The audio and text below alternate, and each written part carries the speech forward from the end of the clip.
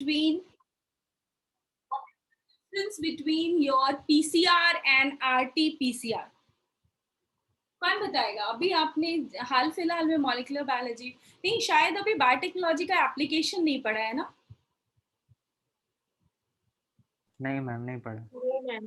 ठीक है, तो हम वहां पर जब पीसीआर को डिटेल में पढ़ेंगे कि what is PCR, what is polymerase chain reaction, there we also come to know about the RT. RT word इसलिए है क्योंकि you all know transcription. What is transcription? DNA to RNA. RNA to RNA. Very good. This is your transcription. But the corona virus, जो अभी हम virus की बात कर रहे हैं, उसका जेनेटिक मटेरियल जो है वो क्या है? आरएनए से डीएनए बनाना है, सिंगल स्ट्रैंडेड से डबल स्ट्रैंडेड बनाना है। तो this is reverse transcription. Yes, reverse transcription. Reverse transcription, reverse transcription, it's not transcription, reverse transcription. And PCR we will read in detail कि PCR में हम क्या करते हैं। Basically it's for the amplification of the sample, amplification to increase the amount of the DNA or any substances that is being extracted to a tremendous amount। अगर बहुत थोड़ा सा हमारे पास कुछ है और हम उसको बहुत बड़ा बना के देख रहे हैं कि एक्चुअली क्या है, तो हम उसको इंक्रीज कर सकते हैं। एम्प्लीफिकेशन होता है। और पीसीआर में और भी बहुत सारी चीजें हैं, डिफरेंट टेम्परेचर्स पे हम ट्रीट करते हैं। That we will read in a separate chapter, that is your bio. Now after this, ये था हमारे different viral diseases. Viral diseases के बाद जो हमारे प्रोटोजोअन डिजीजेस हैं वो भी बहुत इंपॉर्टेंट हैं। और प्रोटोजोअन डिजीज की अगर बात आती है तो सबसे पहले बात आती है हमारा मलेरिया की। Is it protozoan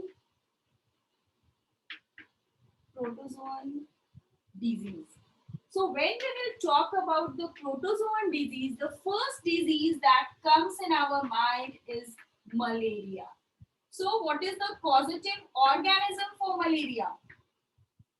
Plasmodium. Plasmodium. Yes, it's the Plasmodium. So your pathogen is Plasmodium. Pathogen is Plasmodium.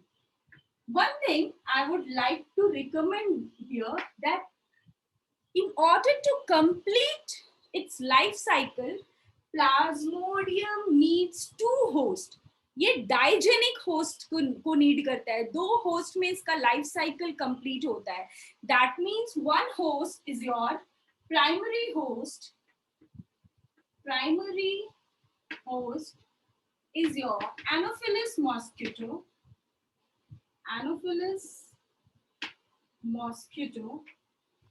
And the secondary host is your human body. Secondary host is your human body. Diegenic in nature है. It needs the two hosts to complete its life cycle. और जब ये Plasmodium के बारे में बहुत ज्यादा चीजें हमें नहीं पता थी कि exactly it needs the two host, फिर वो होस्ट कैसे इन्फेक्ट करता है, एनोफिलस मॉस्किटो से क्या ट्रांसफर होता है थ्रू द ब्लड बाइट, और किस तरह से वो हमारे आरबीसी को इन्फेक्ट करता है। तो ऑल दीज थिंग्स, इसके पीछे एक इंडियन डॉक्टर थे रोनाल्ड रॉस, जो कि बॉर्न थे in Almora is a place. वहाँ पे उन्होंने बहुत ज़्यादा रिसर्च की थी and he also receive the Nobel prize for its discovery.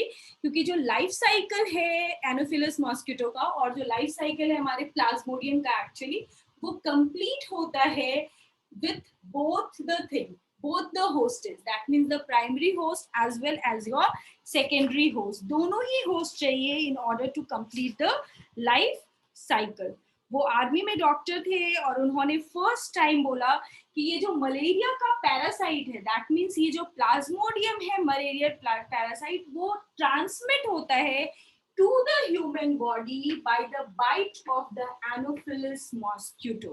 Sir Ronald Ross बहुत फेमस है, सर रोनाल्ड रॉस इंडियन है और इनको नोबेल प्राइज भी मिला था अपने इस डिस्कवरी के लिए कि Plasmodium is being is being transmitted to the human body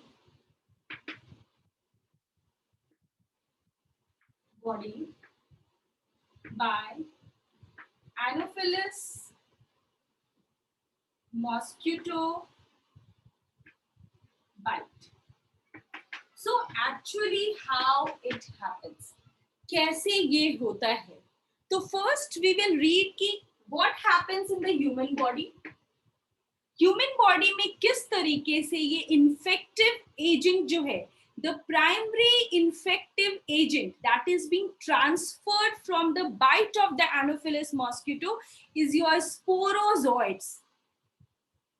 ये बहुत ध्यान से देखना, ठीक है? सबसे पहले हम ह्यूमन बॉडी के बारे में बात करें कि ह्यूमन बॉडी में एनोफिलस मॉस्किटो जब भी बाइट करता है तो वो क्या इंजेक्ट करता है जिसकी वजह से इन्फेक्शन कॉज होता है.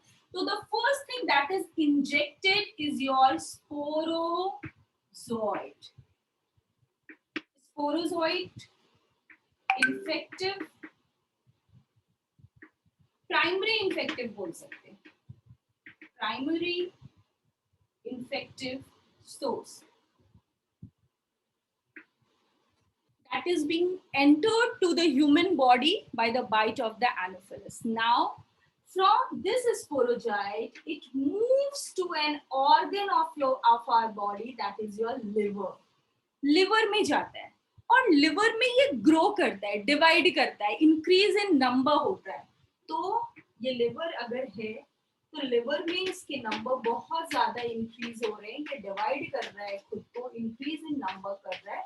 और जब ये बहुत ज्यादा इन नंबर्स हो जाते हैं तो ये बर्स्ट ओपन होता है, ये सेल जो होता है वो बर्स्ट हो जाता है और रिलीज कर देता है, ये जो स्पोरोजोइट्स है उसको रिलीज कर देता है.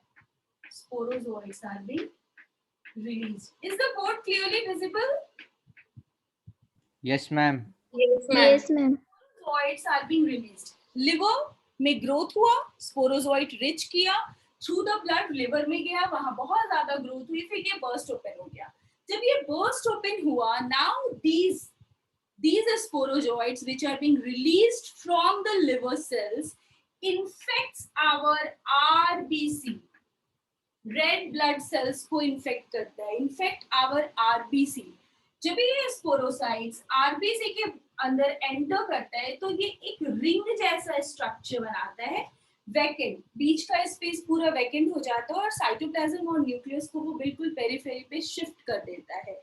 आरबीसी में फिर they undergo division, mitotic division होता है एंड इंक्रीजेस इन नंबर. यहाँ पर भी फिर वो खुद को इंक्रीज करता है, ग्रो करता है. It gets its nutrition by breaking down the RBC. RBC को ब्रेक करता है अपने न्यूट्रिशन को गेन करने के लिए, क्योंकि सरवाइव करना है उसको.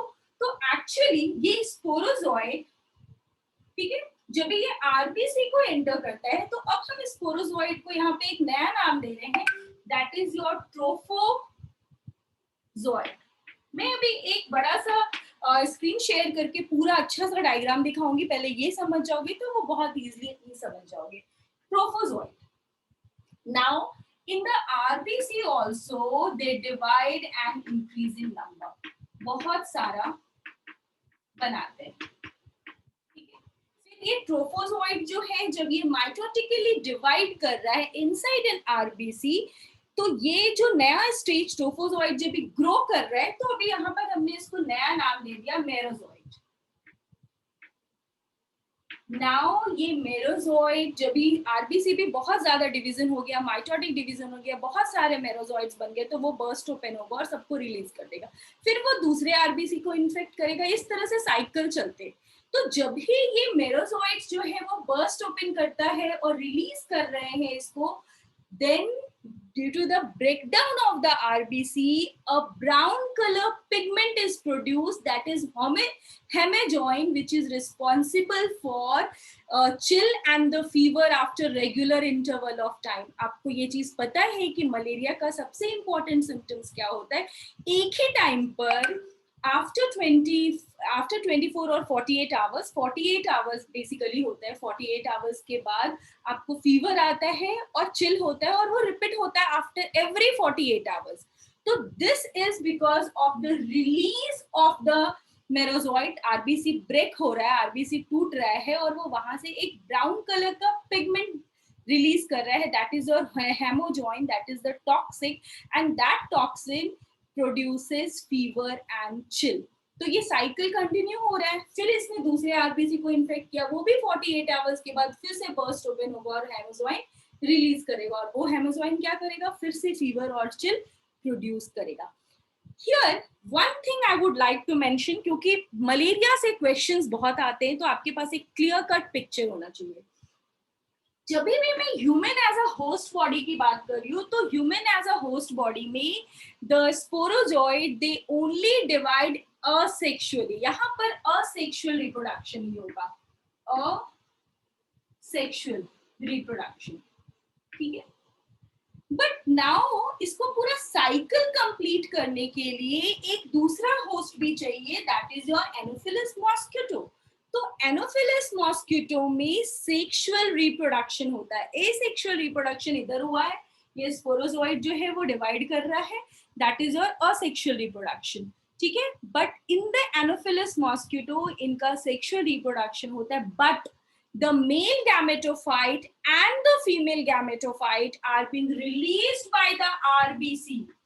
RBC ही male gametophyte और female gametophyte को release करता है. And when the mosquito, when the Anopheles mosquito, it comes and sits on our skin, bite us, तो वो जो blood carry करता है अपने साथ, उसके में ही male gametophyte and female gametophyte होता है.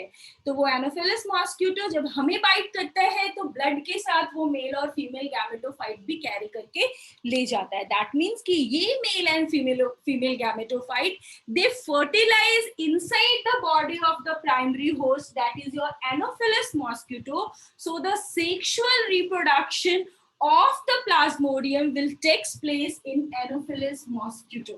तो यहाँ पर sexual reproduction होगा, but male and female gamete जो है वो human body release कर रहा है, that is being picked up by the mosquito. Now fertilization होगा, zygote बनेगा, वो divide करेगा, बहुत सारे स्पोरोजोइड्स वो बनाएगा. But here is another important twist कि ये जो स्पोरोजोइड्स है, जो इन्फेक्शन है, प्राइमरी इन्फेक्शियस एजेंट है, वो मॉस्किटो को इफेक्ट नहीं करता है, बट उसको हमारे बॉडी में रिच करना है. तो हमारे बॉडी में जब भी एनोफिलस मॉस्किटो सिट करता है, तो उसके सलाइवा के थ्रू वो ह्यूमन बॉडी को एंटर कर सकता है. तो फ्रॉम द स्टमक, जहाँ पे बहुत सारे ऐसे स्पोरोजोइड्स बने हैं, they are being distributed throughout the body, as well as they are being stored in the salivary gland. Salivary gland में store होता है, and when this Anopheles mosquito again bites the human body, the sporozoids are being transferred.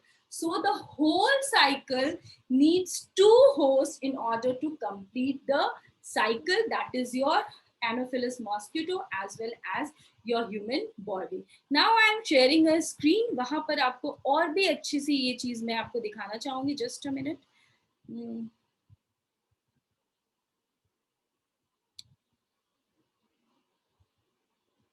Yes, you can see here. Is it visible? देखो, सबसे पहले ये हमारा finger जैसा दिख रहा है. When the mosquito sit. अच्छा, एक चीज और भी तुम लोगों ने सुनी होगी शायद, कि हमेशा लोग कहते हैं कि फीमेल मच्छर जो है वो हमें बाइट करती है और मेल नहीं करता है.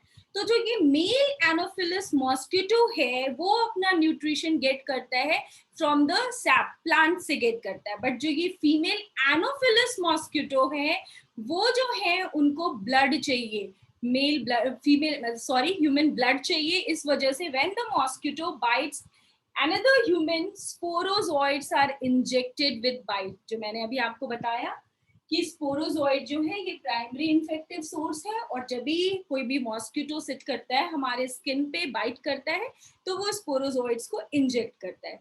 Now you can see the sporozoids are being, sporozoid क्या है, ये पैरासाइट है जो ह्यूमन बॉडी को एंटर कर रहा है.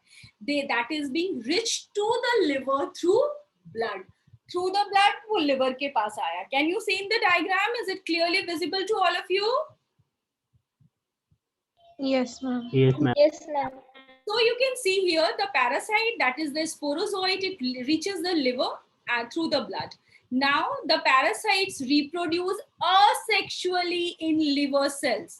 Okay, asexually, क्योंकि sexually reproduction सिर्फ फीमेल एनोफिलस मॉस्किटो में होता है, ह्यूमन बॉडी में सिर्फ असेक्सुअल रिप्रोडक्शन होता है.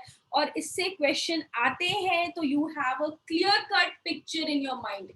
So the parasites reproduce asexually in liver cells. Now when the number of the cells are much bigger, तो वो क्या होते हैं, bursting the cells and releases into the blood. जैसा मैंने आपको बताया कि वो burst होगा और स्पोरोजोइड्स को रिलीज करेगा. नाउ दीज स्पोरोजोइड जो रिलीज हो गए after the bursting of the liver cells, ये रिच करता है हमारे आरबीसी को. Parasites reproduce asexually in red blood cells. देखो ये वर्ड हमेशा असेक्सुअली इसलिए ही यूज किया गया है क्योंकि वो ह्यूमन बॉडी में असेक्सुअली रिप्रोडक्शन हो रहा है. फिर bursting the red blood cells and causing cycles of fever and other symptoms. तो जब हमारा red blood cell burst करता है तो it releases a brown color pigment which is toxic in nature and it's known as hemajoin, which is responsible for cycles of fever and chill after every 48 hours. ठीक है? Released parasite infect new red blood cells. अभी फिर जब ये release हुआ तो ये दूसरे red blood cells को भी infect करते हैं. Now you can see here कि जब भी ये cycle चल रहा है, then only in the red blood cells gametocytes are also being produced. You can see here the male gametes and the female gamete. But यहाँ पर sexual reproduction नहीं होगा. Female mosquito take up gametocytes with blood meal. Can you see here? यहाँ लिखा भी हुआ है. Is it visible? Just a minute. यहाँ देखो. Female mosquito take up gametocytes with blood meal. So when the female mosquito bite the human in order to take the blood meal, the gametocytes also enter their body. अभी ये gametocyte जब उनके body में enter हो गए, then the fertilization and the further development till the formation of the sporozoites takes place in the mosquito's stomach. You can see clearly here in the diagram. Stomach में वो grow कर रहा है, fertilization हो गया, zygote बन गया, further grow करेगा and they form the sporozoites. But this sporozoite, it will never ever infect the mosquito. Mosquito को infect नहीं करता है, उसके लिए ये parasite नहीं होता है. Later on, you can see here, अभी ये कहाँ reach कर रहा है? It reaches the salivary glands. Mature infective stage, that is your sporozoites, escape from intestine and migrate to the mosquito salivary glands. क्योंकि salivary glands में उसको store अगर नहीं होगा तो how it's being transferred to the human body. तो जब भी वो grow करते हैं stomach में, mature होते हैं, तो mature infective stage जो है, that is your sporozoite, they escape from the intestine and are being stored in the mosquito salivary glands. And when the mosquito bites another human, sporozoites are being injected with the bite. So this is how the two host completes the cycle of Plasmodium parasites and the release of the hemajoin.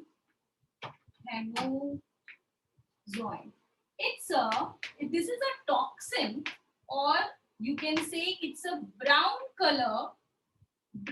color pigment which is released due to breakdown of RBC containing merozoites. क्योंकि यहाँ पर जब ये आता है तो मैंने उसको नाम बताया कि उसको merozoites बोलते हैं.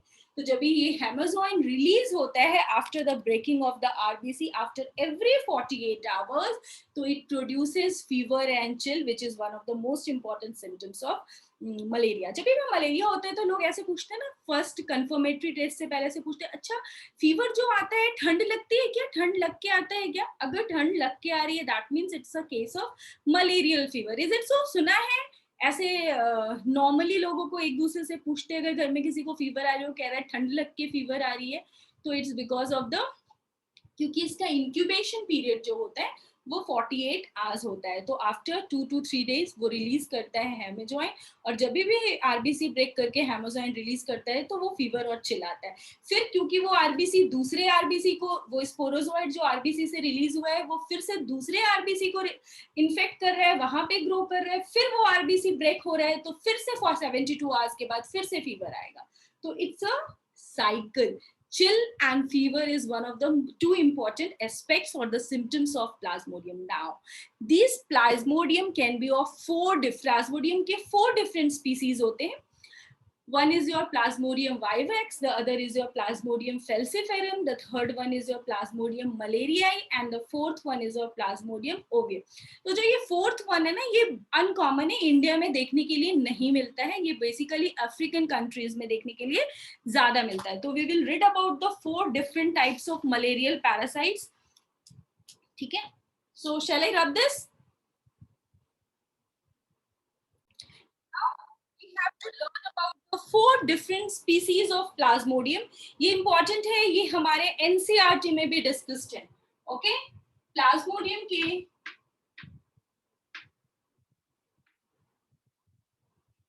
4 different species.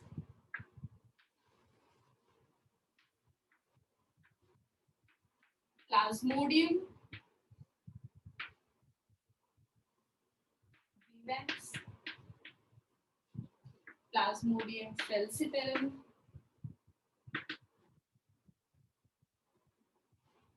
Plasmodium malariae, and the last one is your Plasmodium ovale. इसमें जो ये प्लाज्मोडियम मलेरियाई है, जिसमें भी जो डिफरेंट है और जो भी अलग सी चीजें हैं वो मैं आपको पहले बताऊंगी। पहले जो ये प्लाज्मोडियम मलेरियाई है, यही एक ऐसा स्पीसीज है प्लाज्मोडियम का जो दूसरे अपार्ट फ्रॉम ह्यूमन दूसरे प्रीमेट्स को भी मलेरियल इन्फेक्शन कॉज करता है। It's only Plasmodium malariae. ये अदर प्रीमेट्स में भी मलेरिया कॉज करता है, other primates. Okay, this is important. Plasmodium ovale जो है, इसके स्पीसीज इंडिया में देखने के लिए नहीं मिलते हैं। ये बेसिकली अफ्रीकन कंट्रीज में हमें ज्यादा देखने के लिए मिला है, और यहाँ पर ये 4th स्पीसीज है, ये बहुत रेयर होता है and it is mostly found in the tropical Africa. ये रेयर स्पीसीज है, ठीक है, found mostly in tropical Africa. Now, ये दोनों जो है ये important है, that is your Plasmodium vivax and Plasmodium falciparum. ये दोनों बहुत ही important है। क्यों important है? क्योंकि ये 2 different types का मलेरिया कॉज करता है। आपके NCERT में भी आपको लिखा हुआ मिलेगा। The malaria that is caused by the Plasmodium vivax is your benign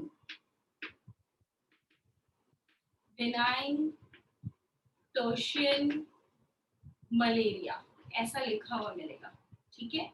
And the Plasmodium falciparum जो cause करता है that is your malignant. तो not to confuse कि यहाँ पर मैम malignant और benign वर्ड हम यूज कर रहे हैं, that is basically used in case of cancer. हम बोलते हैं it's a benign cancer और it's a malignant cancer.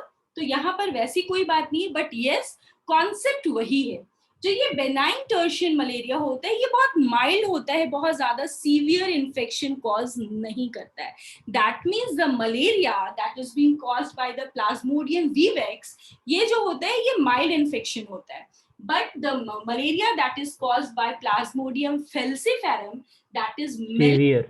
Yes, malignant होता है क्योंकि ये बहुत ज्यादा सीवियर होता है। It can be fatal as well, हो सकता है। तो ये सीवियरिटी के बेसिस पे हमने इसको 2 नाम अलग अलग दिए हैं, बट क्वेश्चन आते हैं। मैं अभी भी आपको बता सकती हूँ कि प्लाज्मोडियम falciparum से नीट में 2-3 बार क्वेश्चंस आए हैं कि विच species of Plasmodium produces malignant malaria, malignant tertian malaria. So that is your Plasmodium falciparum and not the Plasmodium vivax. अगर हम इंडिया की बात करें तो ये दोनों मोस्ट कॉमनली पाया जाता है. ठीक है.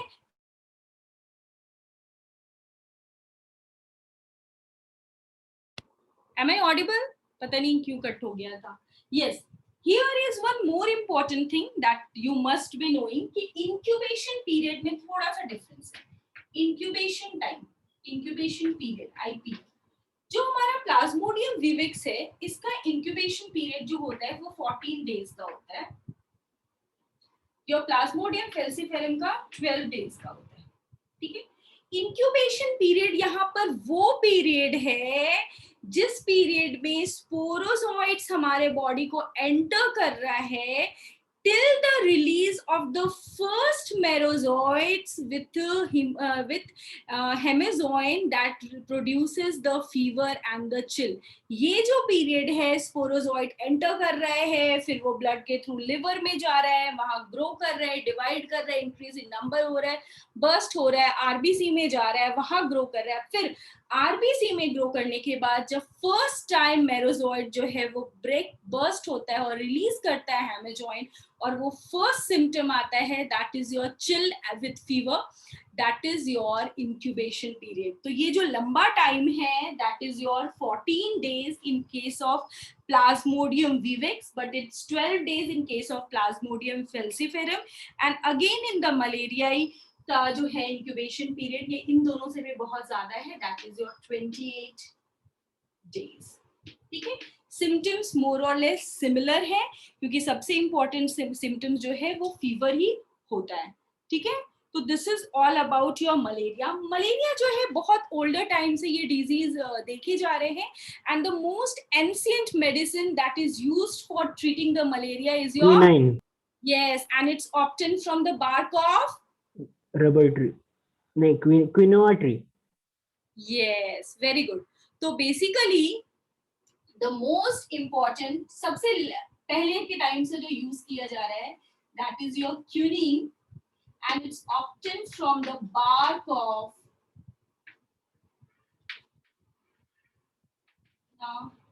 plant.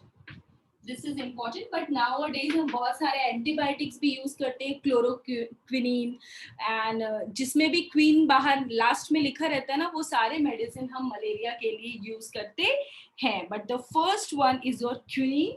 You can see here, ये बहुत एंशिएंट टाइम से हम यूज कर रहे हैं. ओल्डेस्ट ड्रग फॉर मलेरिया है, and it's basically obtain from the bark of the cinchona tree और द प्लांट. ठीक है. प्लांट नहीं, ट्री लिखो, इतना छोटा नहीं होता है ये. Okay, so this is all about your protozoan disease malaria. Now हम इसको प्रिवेंट कैसे करते हैं? जैसा कि हमने डेंगू फीवर में पढ़ा कि वो नॉर्मली क्लीन वाटर में ग्रो करता है, बट यहाँ पर ऐसा नहीं है. क्लीन वाटर नहीं, जिधर भी स्टेगनेंट वाटर होगा या वहां पर ये लार्वा जो है, मॉस्किटो जो है, वो ब्रीड करते हैं. तो रेगुलर इंटरवल ऑफ टाइम पे अगर हम उस वाटर को रिमूव कर सके, या फिर हम ऐसे फिशेस वहां पर, जैसे गंबूशिया है जो कि लार्वा को ईट करता है, उसको वहां पर डाले ताकि वो लार्वा वहां पर सरवाइव नहीं करे और वो उसको पूरा किल कर दे. तो ऐसे बहुत सारे प्रोविजंस हैं जो हम देख सकते हैं. हमारी गवर्नमेंट ने मलेरिया से खुद को, मतलब मलेरिया से लोगों को ये करने के लिए बहुत सारे इफेक्ट्स इनिशियली लिए हैं, और अभी बहुत ज्यादा केसेस देखने के लिए नहीं मिलते. Awareness is the most important thing that is be known by all the people. Now the another important protozoan disease is your amoebiasis, that is your amoebic dysentery. Okay, the second one, ये भी बहुत important है, इससे भी questions आते हैं.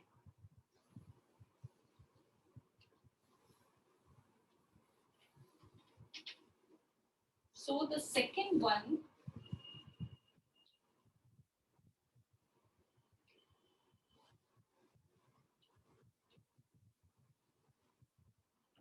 so the second protozoan disease is your amoebiasis, which is also known as amoebic dysentery. सुना है नाम? MABSS, did you know what is MABSS? It's a protozoan disease. ये एक प्रोटोजोअन डिजीज है और इसका जो पैथोजन होता है that is your Entamoeba histolytica. सबको पता होगा शायद, इज इट? नहीं पता? पैथोजन नहीं मैम। No ma'am. और एंटामेबा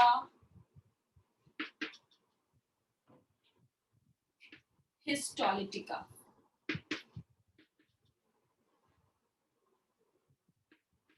ठीक है, Entamoeba histolytica, it's important. Amoebic dysentery से भी क्वेश्चंस आते हैं। So what are the mode of the entrance? यहाँ पर mode of entrance house fly. Not only house fly, इसलिए मैंने ये नाम लिया। यहाँ पर इसके एंट्री का हमारे बॉडी में 3 डिफरेंट रूट्स हैं। 3 डिफरेंट रूट से इसका मोड ऑफ ट्रांसमिशन के लिए हम 3 डिफरेंट रूट्स पढ़ते हैं। 3 तरह से ये हमारे बॉडी में एंटर हो सकता है mode of transmission. One is your faecal oral route, the second one is with the help of the vector, that is your flies and mosquito, and the third is your sexual contact. तो ये जो amoebic dysentery है इसका 3 reason हो सकता है, 3 तरीके से ये इसका मोड ऑफ ट्रांसमिशन है। तो अगर एग्जाम में क्वेश्चन आता है और एमसीक्यू में जैसे सिर्फ एक ऑप्शन भी है और ऑल ऑफ द अबव है तो हम सबसे पहले उसको ही टिक कर देंगे, but it's not like that. इसका mode of transmission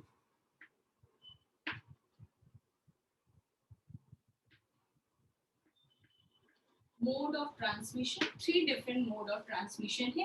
One is your fecal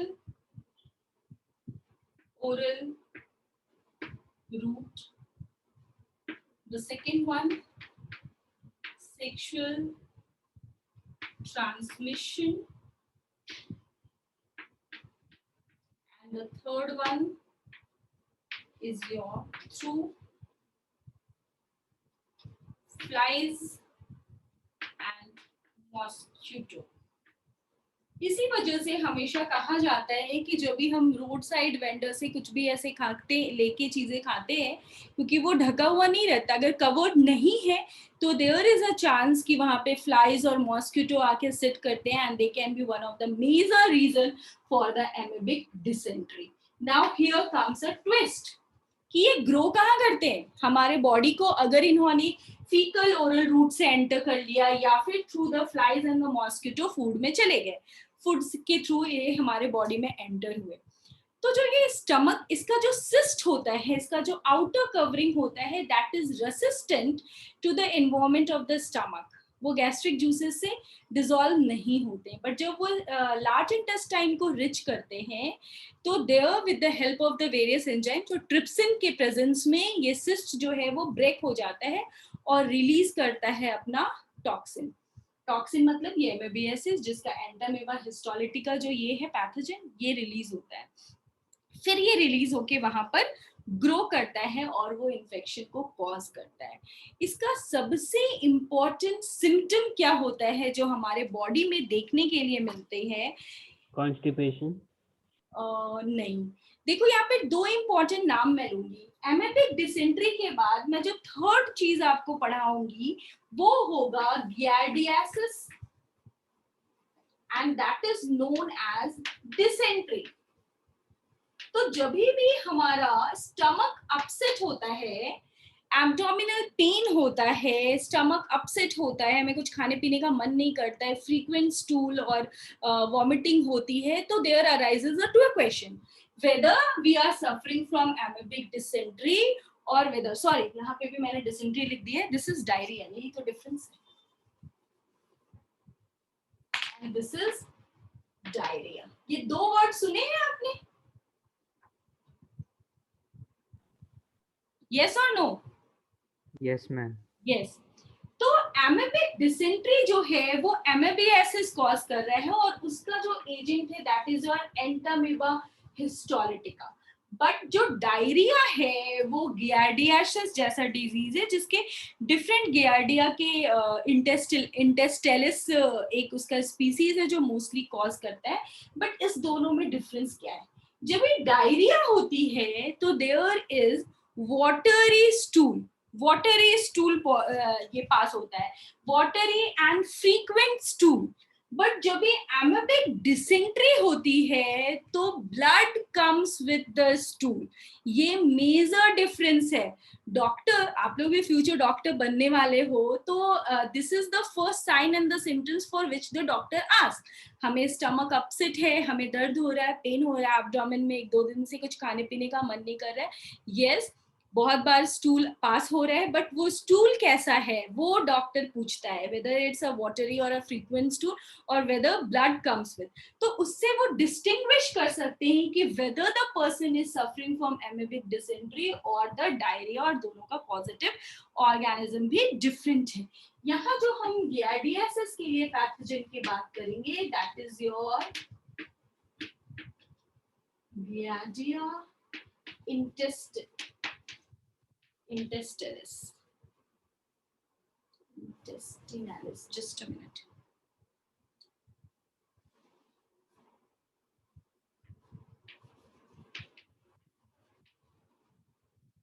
तो दोनों का पॉजिटिव ऑर्गेनिज्म भी डिफरेंट है और दोनों के सिम्टम्स भी डिफरेंट हैं. बट यहाँ पर भी देखो, it's giardia इंटेस्टिनालिस.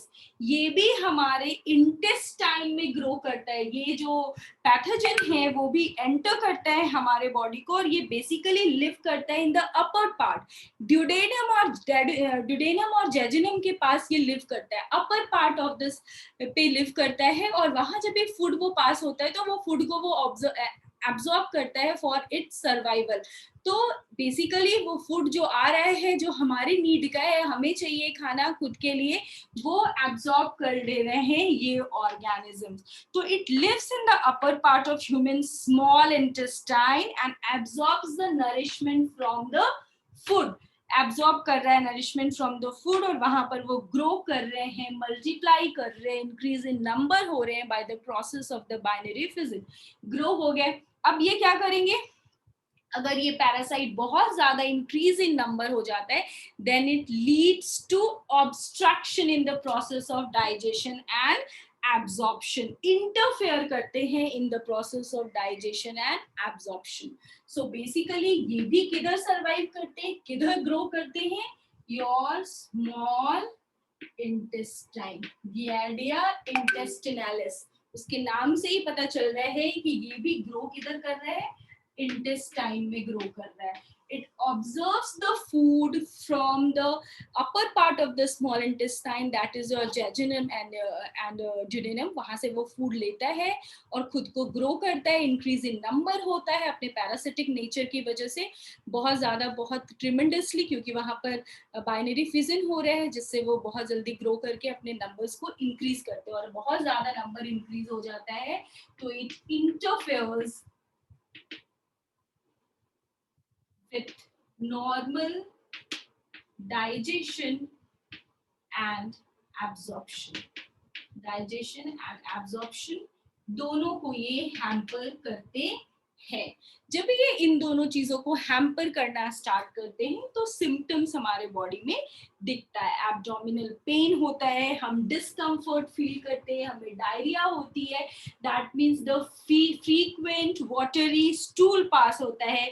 In certain cases headache भी होता है, फीवर भी होता है. तो दिस इज बिकॉज कि ये हमारे स्मॉल इंटेस्टाइन में ग्रो करते हैं वहां पर. तो हियर लाइज द डिफरेंस. इन दोनों में, दोनों स्मॉल इंटेस्टाइन में ग्रो कर रहे हैं बट इफेक्ट कर रहे हैं इन अ डिफरेंट वे.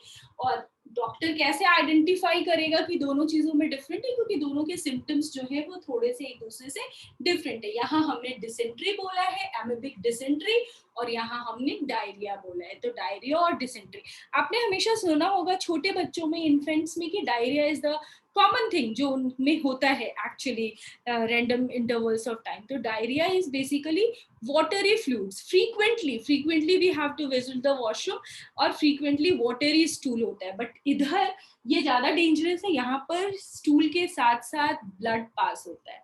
ठीक है, तो ये बेसिकली इस वजह से ये जो खुले में रखा हुआ खाना होता है ना रोड साइड, वो सब अवॉइड करना चाहिए. सबको पानी पूरी खाना बहुत पसंद है, इज इट सो? मैं कभी नहीं खाती बात.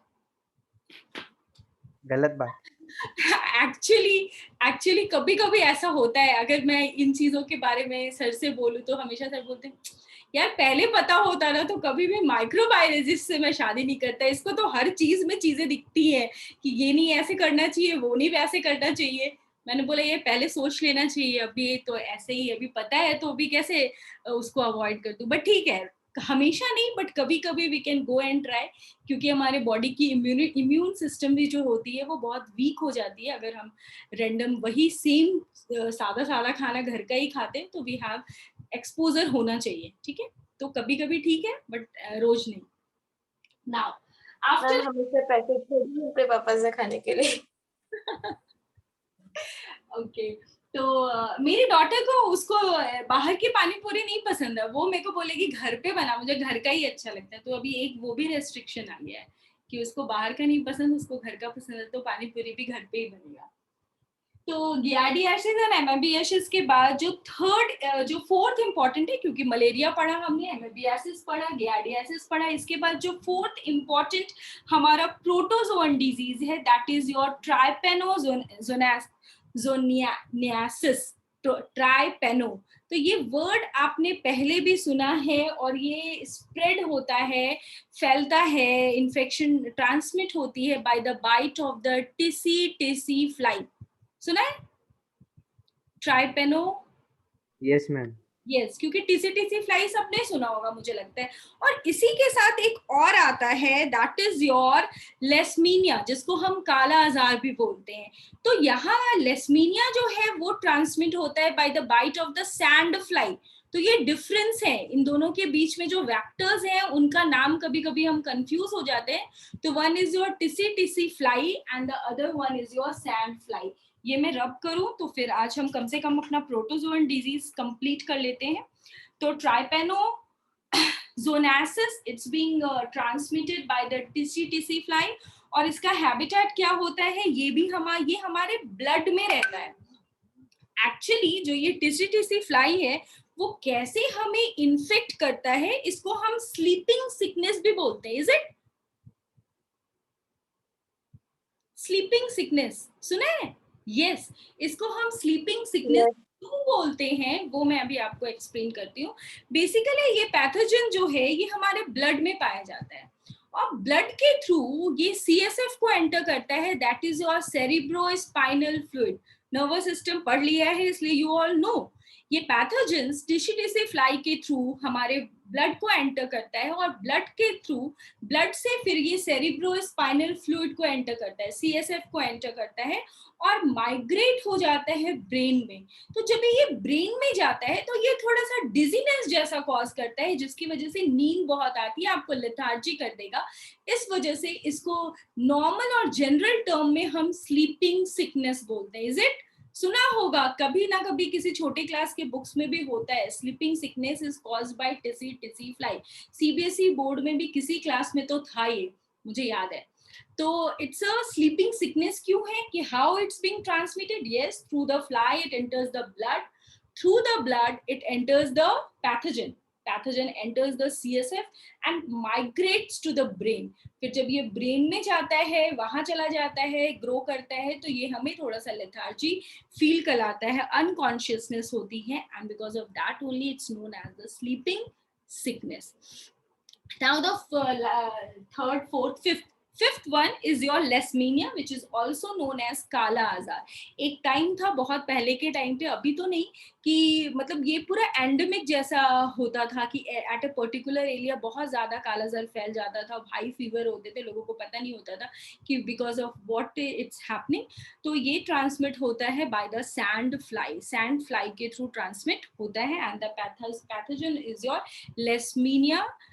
Ma'am, flagellated protozoan trypanosoma, and I think yes.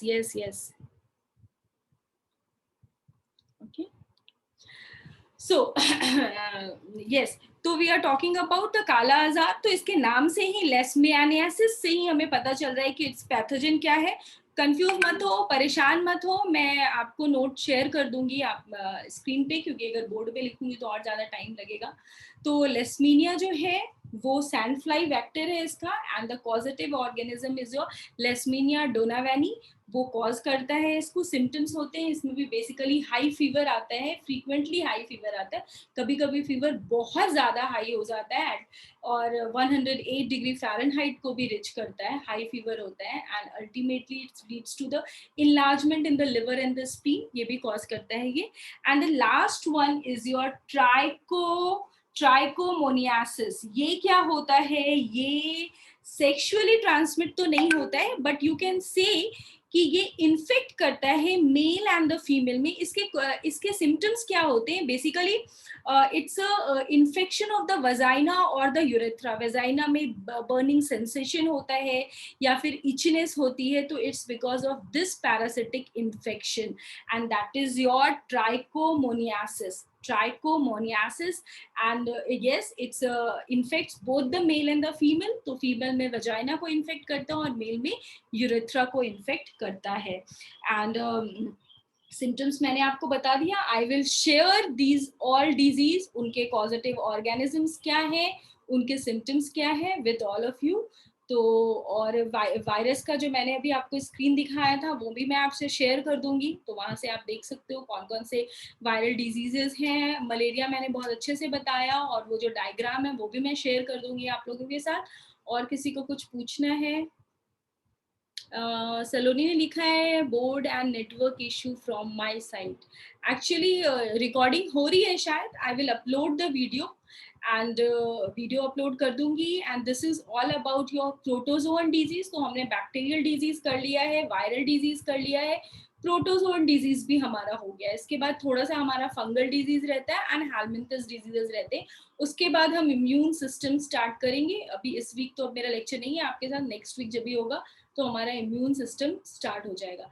ठीक है, yes definitely Amol, I will upload the last lecture का भी जो है वो भी अपलोड कर दूंगी। और लास्ट लेक्चर का जो वो इमेजेस शेयर करने थे वो कल मैंने ग्रुप पे इमेज शेयर कर दिया था। इज इट, देखा था आप लोगों ने? Yes ma'am. Yes ma'am. तो वो आज भी मैं इमेजेस शेयर कर दूंगी, और ये जो प्रोटोजोअन डिजीज है इनका भी एक पूरा चार्ट बना के मैं आपके साथ शेयर कर दूंगी। ओके, तो see you all in the next class. Lecture recording भी मैं अपलोड कर दूंगी। ओके, किसी को कुछ पूछना है? क्वेश्चंस आते हैं तो try to solve the assignment. जो आपके बुकलेट्स में होते हैं क्वेश्चंस, उनको सॉल्व करने के लिए कोशिश कीजिए, या फिर प्रीवियस ईयर्स के जो क्वेश्चंस है आपके पास वो देखिए। जैसे मैंने आज मलेरिया के बारे में बताया कि मैलिग्नेंट मलेरिया का स्पीसीज के नाम पूछे जाते हैं, या फिर सेक्सुअल रिप्रोडक्शन किस में होता है वो पूछा जाता है, एमीबिक डिसेंट्री के बारे में पूछा जाता है, फिर टिश्यू टिश्यू फ्लाई जो है वो किसका वेक्टर है, ऐसे क्वेश्चन आ सकता है। सैंड फ्लाई जो है वो किसका आ सकता है। तो इस टाइप के क्वेश्चंस इस चैप्टर से आते हैं, और ये चैप्टर बहुत ज्यादा वास्ट नहीं है, लिमिटेड चीजें हैं, बट लिमिटेड चीजों को पढ़ के आप डेफिनेटली ये आंसर्स एग्जाम में करके और without any if and but आप 4 मार्क्स गेन कर सकते हो। 4 नहीं, 3 to 4 क्वेश्चंस आते ही आते हैं। ठीक है, 3 to 4 क्वेश्चंस आते ही हैं। मॉड्यूल नहीं मिला है, ओके ठीक है, मॉड्यूल नहीं मिला है तो मैं एक असाइनमेंट शेयर करूंगी आपसे बेस्ड अपॉन दीज डिजीजेस, जो पिछले ईयर्स में इससे रिलेटेड क्वेश्चंस आए हैं। तो go through it once, try to solve it once, और अगर उसमें से कुछ नहीं होगा तो we will discuss it in the next class. Okay, I will share an assignment. Okay, see you all, bye.